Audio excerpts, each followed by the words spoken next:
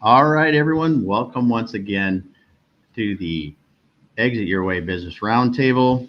Thanks for being here today. We got a lot of fun to talk about, I think anyway. This is something we're very passionate about, and we help business clients work on a lot, is really using the business valuation to help really create a valuable business. And that's what we're trying to do. I'm trying to do here today. I am working from one screen today, so if I seem a little bit like this and this, that's what I'm doing. I'm trying to navigate this thing. So Andrew, talk to me if the slides aren't changing right or something, because I'm actually have to get off this into PowerPoint as we get going. But first of all, like to welcome everyone. If you're on LinkedIn, go ahead and drop your comments in the live. We're going to be watching that. If you're here in Remo, go ahead and drop your comments there. Andrew will be pulling those things up. What we're going to do then is we are going to get rolling through this. We're probably going to finish about 8:40, 8:45. We'll spend some time talking at the tables after that, and we'll be wrapped up by 9 o'clock. So, Andrew, a subject that we talk about a lot. Yeah, I mean, it's really, this is the core to Exit Your Way, and the core to the business owner and or any entrepreneur, I think, is understanding valuation and knowing where you're at. And it's a little art and science, but, combination of both. And I think it's, and we love talking about it because it's also one of the most overlooked things that we come across in business. As entrepreneurs are looking at everything else, and then the last thing they think about is their business value. Yeah. I think we're on a mission to maybe change that. Exactly. That's awesome, because that's really what we are. We're on a mission to help business owners really either change their thinking a little bit or add this to their thinking a little bit, because what we see and what every person that helps a business owner at the end either sell or succeed their business is disappointment in the value, disappointment in they can't sell, and other things like that. And if you look at these things early, you really can make a difference to your business and your exit, whether you're succeeding to family or something like that, or selling your business. So I'm going to get started on the presentation here, Andrew, and if the slides changed, let me know. So sure. Did they go ahead and update there? Did it change? Yeah. Okay. Yep. Awesome. Well, Damon is, he didn't tell you guys, but he's a Port artist, so that's why he's not in his studio. That's why he's on one screen, and that's a fake background because he's actually sitting on the beach. Yeah. Yeah. Well, it is something that virtual work has allowed us to do, is to really explore our opportunities. And as business owners, I think we need to do that to keep our sanity and our drive. So yes, I am. It is a little warmer than I'm used to in Seattle, but we're dealing with that. So when we look I'm not jealous, it's okay. What's that? So, I'm not jealous, it's okay. Yeah, you've got a foot of snow, so yeah, that's true. It's going to be good skiing. So when we look at there's some key business valuation information that you get. And really what I wanted to do in this first part of it is really identify some of those things and go through, all right, what are some of the key factors that we really should look at? Because I'm going to tell you, this is where most people stop when they look at their valuation. You agree, Andrew? Yep, absolutely. They go, my business is worth this. And then they think that this is the fixed number, that if somebody tells them it's worth $10 million, it's worth $10 million. I should be able to get $10 million. Yeah. There's a lot more to it than that. Right, Andrew? Yeah, it certainly is. And I think too, it is not a static, valuation is one thing to really understand is it changes daily.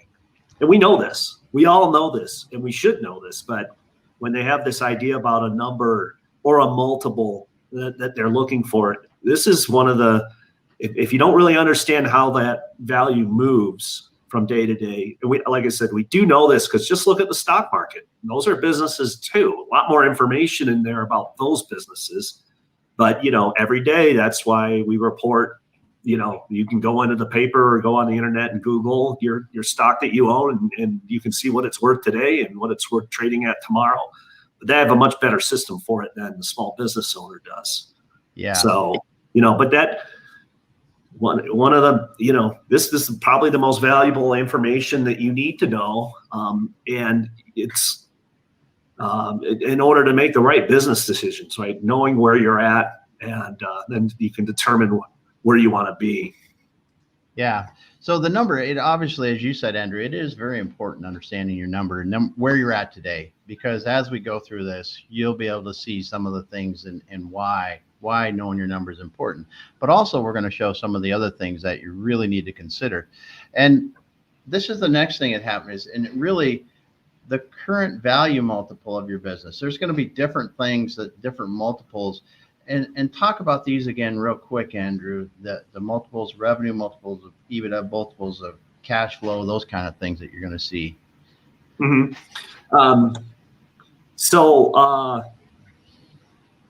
Multiples, it's just an indicator that the market uses really to determine a value. It's really, used a lot by private equity groups. And it's, to me, I mean, there's various, rules of thumb on multiples, but you can, this is real data. You can take this anyways, and you can really see where the market is. It's hard to get that data, but you can look at transactions, and then, these are companies, what size companies were they, what kind of revenue were they generating, what kind of cash flow are they doing, what industry are they in, are all factors on those multiples. But you will see size premium. That's what we feel, bigger companies, are more attractive, considered more stable, and therefore, they drive higher multiples. Yeah. And I think that we're seeing here in this scale. But, for example, a small owner operated business, under $1 million in revenue, where the owner works in the business, is going to be in that lower range, in a 4x, 3 to 4x range. And you can prove this because if you look at transactions for companies in that size or businesses, say restaurants or, as a good example, that's where they trade, because we actually look at actual transactions. Yeah. So that you can really kind of get a determination of where that market affects that multiple or number. And then, but there are other factors about that too that you have to consider. So that can change those things. Yeah. Yeah. And in your business valuation, though, you're going to see that there's different multiples that the person doing the valuation has established for your business based on your industry and everything else, and consider this and look at those in your valuation. The multiple, I just put an image in there, multiples times 4. It doesn't mean anything in the value of a business, but you understanding your current value multiples of EBITDA, of revenue, of cash flow, whatever those are, is important as you go forward. And then talk about the multiple range, Andrew, because this is something that we use a lot when we're working with clients to really understand what it would do, what we could do if they could grow the business. Yeah, for sure. I mean, we can always go in, using valuation techniques, and this is, for us, it's critical path, because the first question we get asked by a client, when they come in and say, I need your help selling the business, the first question they're going to ask is, I'm not sure what's it worth, so we have to do that. And the multiple range is a good way. We know, as we've had a fair bit of experience and we've seen a lot of deals and actual transactions, because at the end of the day, that is the real decider, is whoever writes that check. That's the determination of the value. But getting in that range is important. So if you're between a 3 and a 4x, you can get a pretty good idea where you are in that range. And then you can look at factors saying, well, other companies in your industry are trading at a 5 or 6x. Well, what's different about them to get that kind of multiple? Yeah. And then we start looking at those factors in the business, and it's, And there's a lot of them. And the factors that we look at that can help you get out of that range. Well, a common one is growth or size, and, if you can, if you're a $10 million business with, this is very broad thing with a $2 million in cash flow, which is a good 20% return, annual return. You can probably looking at a 4 to 5x multiple, this is an example, but if we can get to 25 million in revenue on a 4, your size premium comes into effect and you might get a 6 or 7 multiple. Yeah. That's just, again. So you've got to really look at that too. And there's, we've got some examples here in the end that we're going to later on that we're going to look at, but really understanding the multiple range for your industry, because they should be giving you some data on this, and look at the median. And we've shown that before. We're going to show it again on an example of where your range is on multiples, because in your industry, you should be able to say, okay, at the low end, my multiple might be a 1x, or in my high end, it might be a 10x or whatever, and see where you fit in that range to really understand. Mark has a question. How does predictability play into the multiple calculation?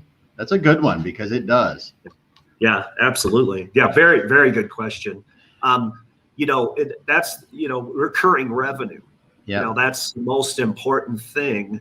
And, you have to, so if you're doing actual valuations, we're going to look back at least 5 years. So, sometimes we can do it with 3 years, but 5 years of your historical data, and you've got to show that predictability there, and that supports that. So value goes up and down depending on how stable that is. And also value can go up too if there's a growth trend that looks sustainable and repeatable.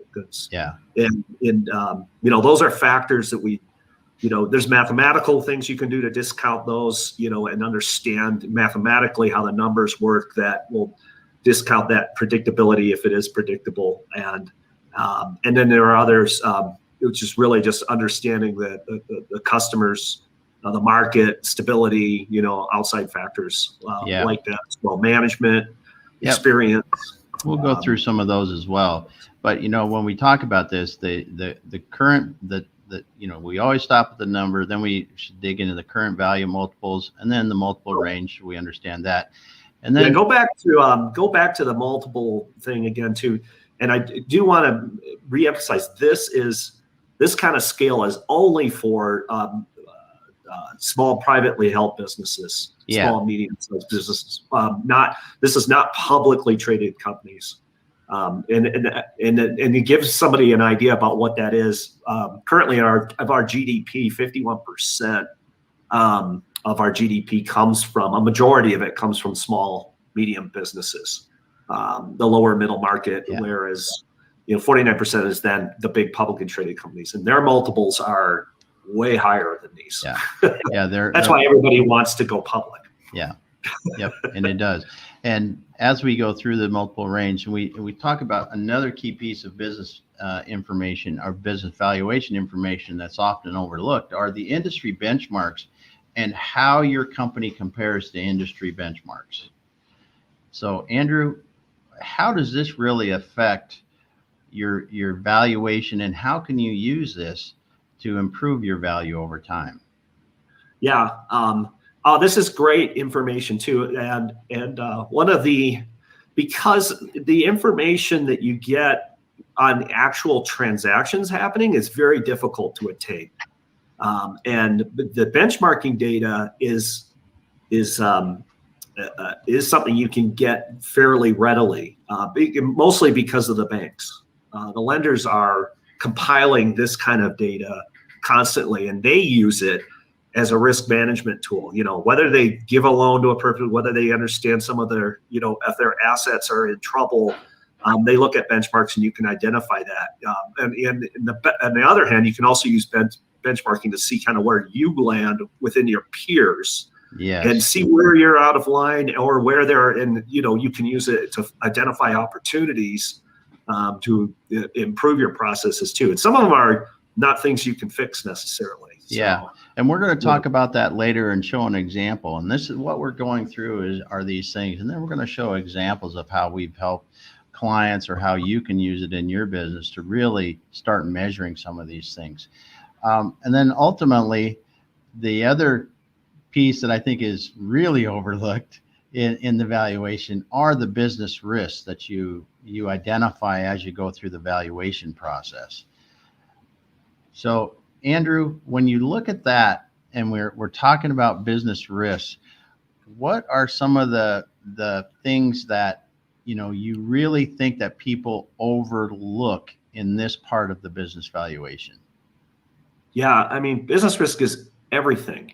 And I think that a business owner maybe overlooks this a lot. They're not thinking about that too. So they have to put your empathy hat here and really understand what it's like on the other side of the table, where the buyer's coming in to buy the business and is looking at all the risk factors and whether that all adds up to whether this is a go or a no-go, and also translates back into, what am I willing to pay for this? Yeah.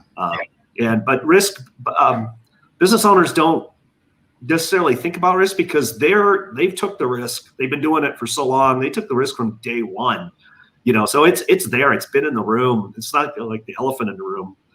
They've got all their assets tied up into their business. They've been doing it for 20 years. They borrowed money from friends and family to build it up. They've paid that off. They got competitors coming in all the time. They all these things that for them, it's just standard operating. It's just doing business. You're right. And when you look at the business risks, there's really the customer risk, that concentration we've talked about before, the product or service risk. Are you a one-trick pony? And I always like this, Tickle Me Elmo. I remember that came out, it was the biggest thing ever because my kids were small, and it shows the age of my kids too. But, if you only have one product and that product goes out of favor, your business kind of goes to heck. Or you have one service, and these are things that people overlook because the valuation might say that your business is worth $10 million. But if you have one customer that's giving you $10 million or one product that's giving you that $10 million, it's much different risk profile than something that's diversified and has predictable revenue, as Mark says. Yeah, especially and this is a real situation, that we deal with all the time is the customer too is also 75 years old and they're golf partners with this customer and they're both retiring. Yeah. So. Yeah, that's a great customer risk that actually we're going to talk about in a minute when we start to look at how do we track and improve these things. But that I can't tell you, how many times we run into that, Andrew, because you've got someone that's been very successful in business and doing business with other people in their age group, and the buyer comes in or someone comes in and looks at, they're going to give this business to your kid, or they're going to try it to someone else, and they look at all the customers, they go, every one of your relationships are going to be gone in the next 5 years.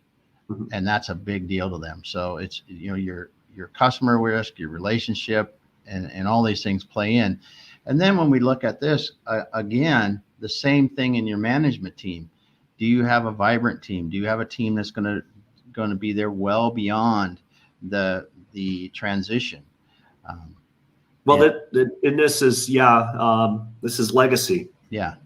This is what people talk about. If you've built a legacy, not because you want to do that because you're altruistic or everything else, but if you want to sell a business, I mean, it's obviously attractive that a company can run, that you've built something that can run, anybody can plug and play. This is the turnkey term that everybody floats out there. It's a truly turnkey. Yeah. This is your asset, your management team, the people who do all the work for you, your integrators, your leadership teams, and this is the second, the first thing they're going to look at financials, and a buyer's going to come in and does it make sense financially, mathematically, and then the next step is, let's look at the people. Yeah, they're going to see. Yeah, exactly. You're going to look at the profitability. Then it's going to be the customers and the team and suppliers and other things like that. And that's why we're spending time on the risk, because the these risks, even the industry risks. When I look at the industries, I mean, us, being in the Northwest, being around aerospace like we are, man, if you were tied up 100% into commercial aerospace in the end of 2019 and you hit 2020, there's some serious industry risks. The oil and gas industry coming in that same time frame. Industry risk, if you're all concentrated into one industry, it's very detrimental to your business valuation and the long-term legacy of your business. Yeah. And one of the things is why, in this case too, because all this really does, though, doesn't make your company have no value. No, not necessarily. I mean, lots of people are making lots and lots of money in the auto industry, which goes up and down, or in the oil, the gas, which goes really up and down. Yep. But as a buyer, there's a risk factor there you have to analyze. So you have to have resources to be able to survive the going down. So you have to bring that going in, which of course in turn lowers your value necessarily. Yep. And that's not a bad thing. It just means this is where you're at. Yeah. And I need to understand that. And you make a good point, Andrew. There are deals done every day in volatile industries. And it's just how good can you be relative to your industry? How good can you survive the downturns? And if you can prove that over time, any of these risks can be mitigated if you show the performance through the bad times. So as we're going forward here, now that you've got this information, you've got a valuation, and how can you really transfer this information or this knowledge into value? And this is where I think it becomes fun, because we just, what we were doing here is just covering what many people know, their risk in business. But when we look, and why we talk about risk so much, because it can kill your exit, selling or succeeding. If there's too much risk, as Andrew said, you've been able to build and mitigate the risk to yourself as an owner over years and years and years. The buyer has to come in and assume all that risk. And this is often where deals are killed. Correct, Andrew? Well, yeah. And not only that, again, this has got to put the empathy hat in. Feel, what is it like to be the buyer on this side? You've already built equity in the business, even though a lot of business owners don't necessarily know that. They know it cash flows, they know it earns money, but they actually have built equity here. But the buyers are coming in levering themselves out. So that's risk. They're taking on a huge amount of risk, and they're not the only ones involved in the purchase, the lenders. And we know that lenders are very risk averse. Yeah. Yep. And they're very good at identifying risks. And yeah. And so, and getting them to go on a deal is a difficult task. You bet. You're starting less than zero, and you got to, within a reasonable amount of time, you've got to continue the business, grow it enough, enhance it to pay down that debt service and build equity. Yeah. Yeah. So how do you really use this information? So you're going to identify these risks in the business valuation step. They're going to talk about these. If you're using a good valuation source, there's lots of sources, but using a good valuation source, they're going to talk about these risks. They're going to talk about your customer diversity, industry risks. This is all going to be detailed out a bit in your valuation. So really it comes down to understanding, tracking where you're at with these things, and improving these risks. So when you look at customer diversity, Andrew, that to me always comes up because it is almost the second question after when people start diligence is, where do your sales come from? Yeah. And yeah, I think that's number 3 on the list. You start with, they look at the numbers, they look at the people, they want to talk to the management first, and the next one is what's your customers look like? You bet. Where are we in the market? Yeah. Diversity is important, and this is, one of the things that, you can change. If you understand your number, you understand how that affects value. You can jump in there and you can add new clients. You can, vertically integrate and get a new product line. These are things that you should be doing anyways. If you understand you're trying to build a legacy type business. Yeah. So if you look at customer diversity and you're tracking this, a simple way to track it is just to go, okay, what's my biggest customer and how much of my total revenue do they have? And that's a simple to do. Now, Andrew, what is a reasonable number for people to look at when you look at that? Is it, 30%, 50%, 70%, for your biggest customer? What really do you think is? Yeah. What they're going to look at is the buyer is going to look at, or evaluator is going to look at, list of your customers and what percentage of your sales are attributable to that customer in the last year. So if they're looking at recent, because this is not over a 10-year period, a 5-year period. It's really about what's happening in the past year. And if you have one client that's 40% of your revenue, the question is, and this is how you determine where your risk is. What if you lose that customer tomorrow? You got a 40% drop. Do you even survive? And especially if you just borrowed, you're on the hook for $10 million that you borrowed to buy this business. Yeah, that's a great point. And Magid just had a question about that. How important is it not to have majority of your revenue coming from a large client or two? And you just explained what it is from the perspective of somebody coming in and I'm borrowing a bunch of money and I'm investing a bunch of my own money into a business when I buy it. They really want to see what it's like if one or more of those go away, and see that your business is going to be able to survive, because it can, as when we were talking to Thomas Campbell on buying businesses a few episodes ago, he really explained it well. He said, it can ruin my life. Yeah, it certainly can. And I think the way to understand it and identify it is what impact will it have on your cash flow if you lost customer number one, number two. If you lost customer number one and it's more than 10% of your revenue, can you survive that? Now, and not only that, then think about, could I survive it, or could the person who's buying my company survive it? So you start understanding it as you could probably, it's a body blow. You lost that customer, but you already have enough equity in the company. You got access to credit to ride it out. You may lose for a few more months, and you'll be putting resources into replacing that customer very quickly. What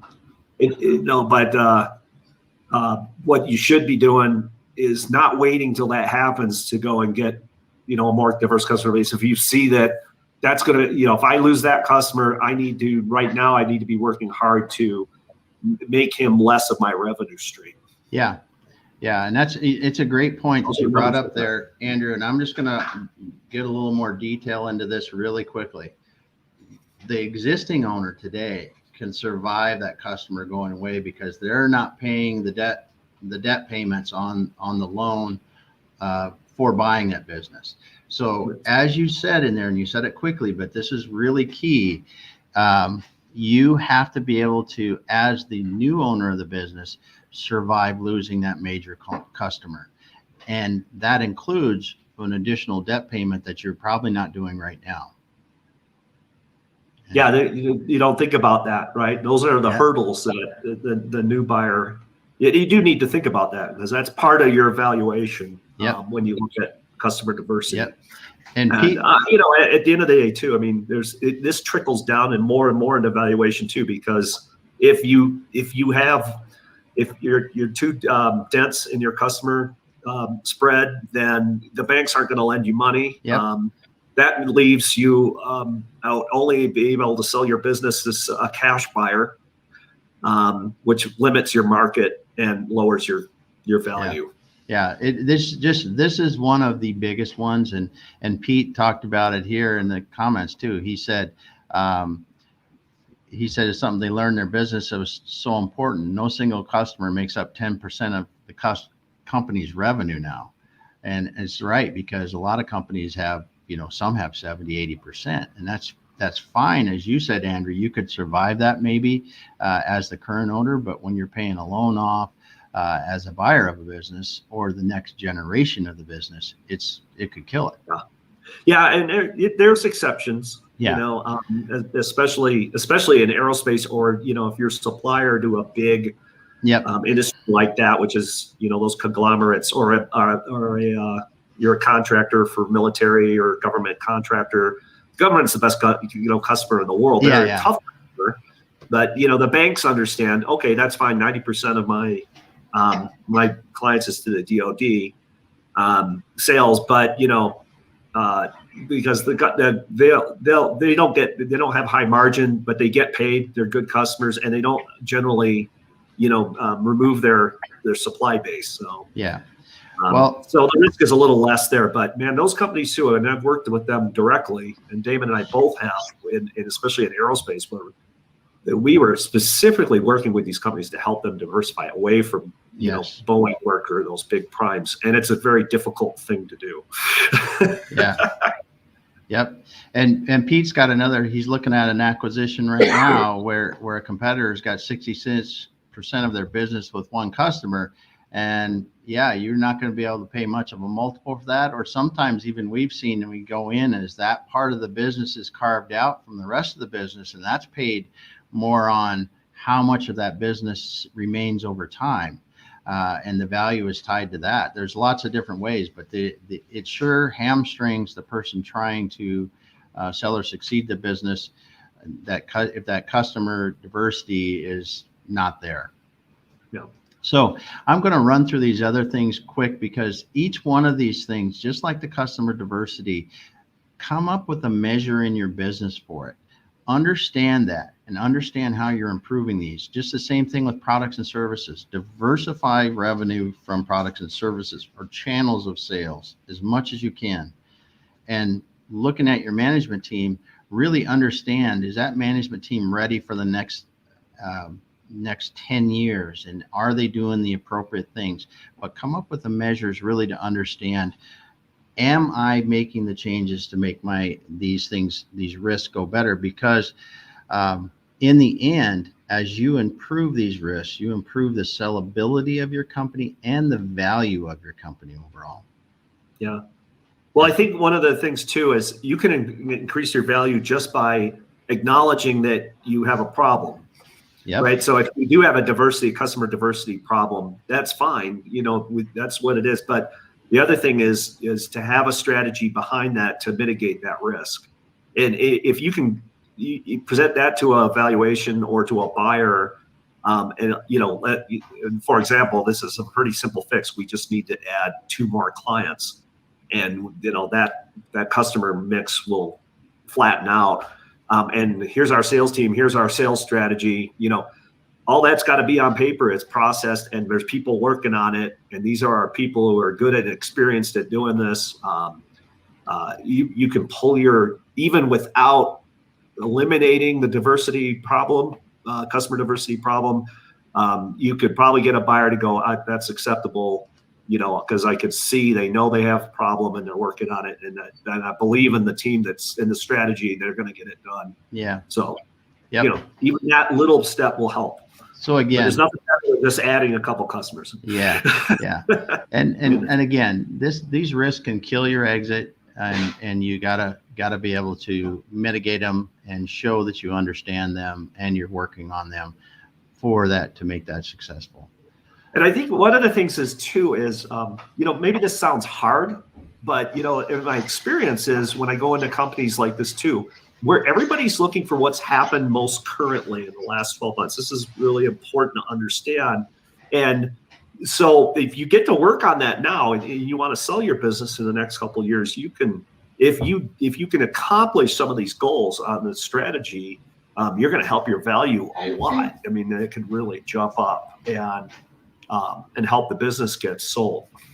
Yeah. That's sweet here.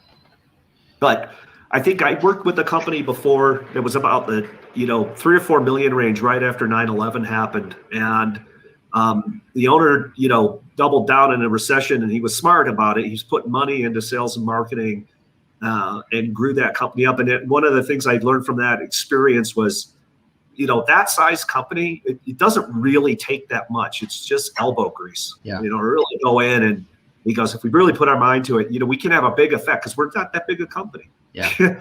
We can go to 3 to 10 million with a couple different customers, and he was at 10 to 15 million in top line revenue in a matter of 15 months. Yeah. That's what you can do. It's harder to do that in a big company, but yeah.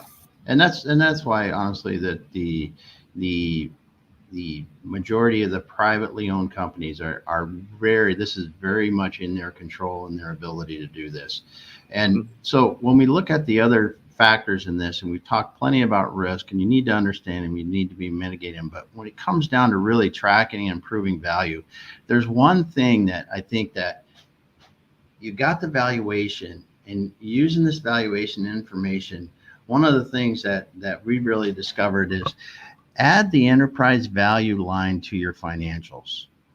If you start to do this, and this is just an excerpt from one of the client things that we've worked with before, is you look at, this is a rolling 12-month adjusted, and people want to talk about details on this, but this is a given month, and you get the multiple that you've got on EBITDA from your valuation, and you go, okay, my rolling 12 months is X.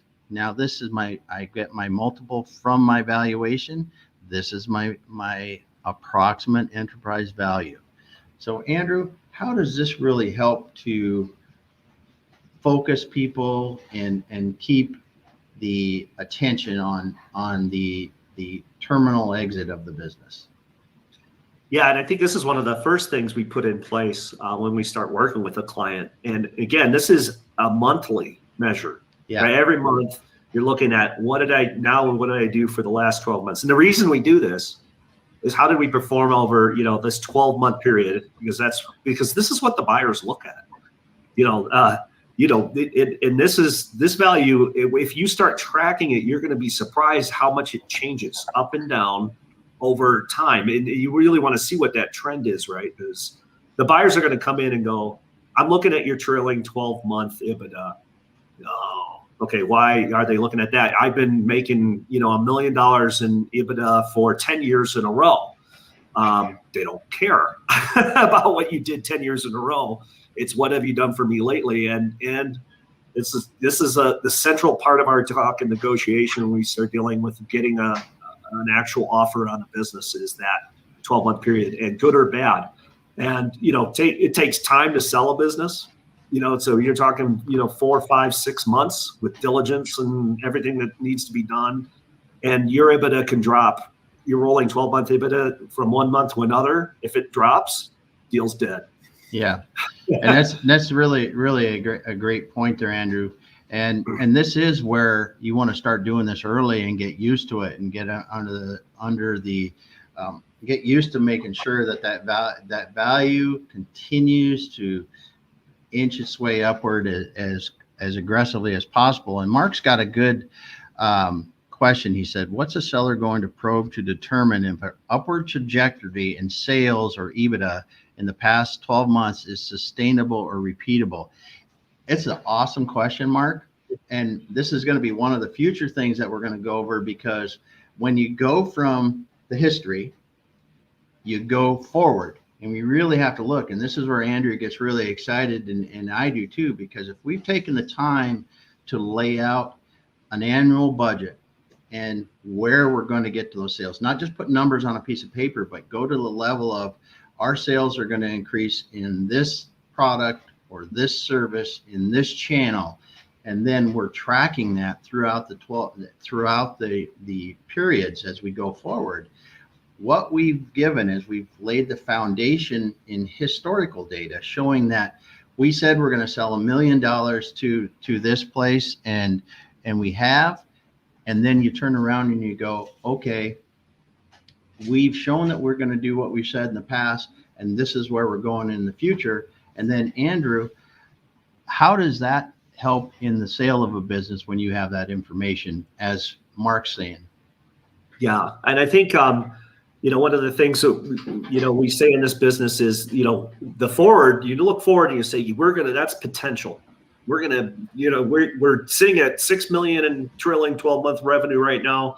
And by the year end, we're going to be at 10 million. Buyers will buy a business for potential, but they don't pay for it. However, if you can flip that paradigm. Buyers are going to value the business today, where it's valued today, and try to lock in that number And like I said, as time goes on, that can go up or down. But if you have a well-written strategy and have people behind it that is supported by the historical data going forward, and you're actually tracking it monthly performance, basically you're proving it out. Yeah. And if a buyer sees that growth trend, your strategy that's locked and disciplined, being proven, you are delivering on it, then we can start to say value is in the projections, not in what you did today. And that's the key to, and then your multiple then, where it was a 3 to 4x could become a 6 to 7x. This is a quantum jump. This is adding zeros. Yeah. As my friend Brad Smith likes to say. Yeah. So Pete, that's a short period of time. That's within months. Yeah, it is. It is. And Pete's got another good question. Are we finding that COVID-related revenue drops is reasonable for potential buyers, especially if the company is showing a rebound? And I think, yeah, we have a couple clients that had severe COVID rebounds or, drops and then rebounds because they had basically had to shut things down and start again. And correct me if I'm wrong, Andrew, but buyers and everybody else has looked at those like a blip, like a one-time thing, and we don't consider it. And it depends. There are factors, and COVID is an event that happened, but you'll notice on here we call rolling 12 months adjusted. Yeah. The adjusted part is, we have, and there's two things that happen. You either had a good year through COVID or you had a bad year. Yeah. And the only question on it is we adjust that out, and we go with more about what our performance was on that EBITDA over the last few years. So we may adjust out the negative impacts that COVID had on your business because we consider it an anomaly. Okay. However, you just have to be able to prove that. Yeah. Yeah. Is it really an anomaly? Is your balance still strong enough to suggest it? Is things going to get back to normal? Yeah. And the evaluator will determine that, right? So if they feel like, this company, and you look at the projections, and yep, you see where you're going to be, but not a big impact on today's valuation. Again, like I said, moving target. Yeah. And one more thing that we do often is, as we're working with clients, is add those industry benchmarks to your financials, because knowing where you're at compared to the industry really helps too.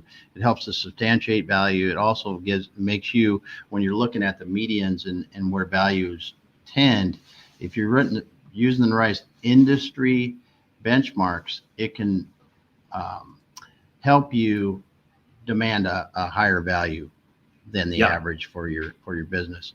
The last but not least, and we're going to run through this one fairly quickly, is there are value curves, right? There's value curves like with everything.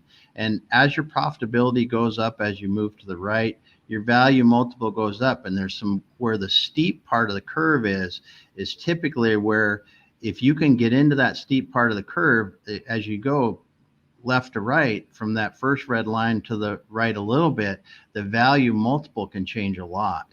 And this is where you get what Andrew talked about, is the double effect of that is my profitability goes up, but also my multiple might go from 3x my total profitability to 4x my total profitability, or 5 or 6 in a very short amount of profitability increase. And that's where knowing where you're at and where your value multiple is at is key in really planning your exit, because you don't want to be up here past the second red line, because the buyer of your business is not going to be able to realize that as well. They want some of this value increase. So get yourself up this a ways, but leave them plenty of room as well. Yeah, and this is the beauty of being in a small, medium, lower middle market business, because this curve does shoot up like that, and you can do something about it. This is not impossible. Yeah. Have that kind of effect. The other thing to think about too is we're talking a lot about this, about organic growth, and the other thing is there are, just because you're a small business doesn't mean you can't operate it like it's a big business. Yeah. And learn from what the big boys do. But growth through acquisition isn't probably something that a $10 million business a top line with 20 employees is thinking about. But, a smart owner can pick up maybe an ailing competitor, or, somebody who's in a synergistic business, and actually, if you understand that and the financial side of it, paying for that and just being able to cover the debt service. Yeah. Adding that revenue line to your top, diversifying your customer base, eliminating all those risks, cherry picking some of their management team. You could have a major impact on that curve at that point. And you can do that relatively quickly, within less than a year. Mm-hmm. And I'm going to wrap up with this is an example that we've shown before. If you look at the median, it's 3-point-something X on the EBITDA, up to 10.3X. And it starts from something that's $1 million in revenue up to 16 million in revenue. So, someone in here that can go, say they combine some companies and get this thing into a $8 to $10 million revenue, they could potentially go from 3 to 5X into the 7 to 8X, where, you're talking 2-3 multiples of profitability on that revenue. And if that's a few $1 million, that's a significant increase in your overall value without adding any additional profitability. And I mean, growing sales, it's really, as you're talking about, combining companies together to increase the value just gives you that multiple bump. Yeah. You can see here too. This is a table with actual transactions. Yes. So to let people know that's 9 transactions. That's 9 companies got sold on those sales dates between that time period. That's the size of the company, and you can see that there's quartiles, a 10th percentile up through the 90th percentile, and watching how those multiples move into those percentiles. Again, we talked about that. That's actual real data. To me, the realest baseline for valuation is right there, because this is actual money changing hands for businesses. Yep. So wrapping up, that was the last slide in the presentation. So we did this pretty well. It took us a couple minutes longer than we wanted, but thanks so much for being here, everyone. We appreciate your time. We're going to drop back off. We're going to drop off the live broadcast. We're going to go back to the StreamYard. I want to just say, JD, thanks for the question. I will get back to that question on to you individually on that on LinkedIn Live there. And we're going to go back to Remo here for a moment and say goodbye to everyone and go from there. So thanks so much.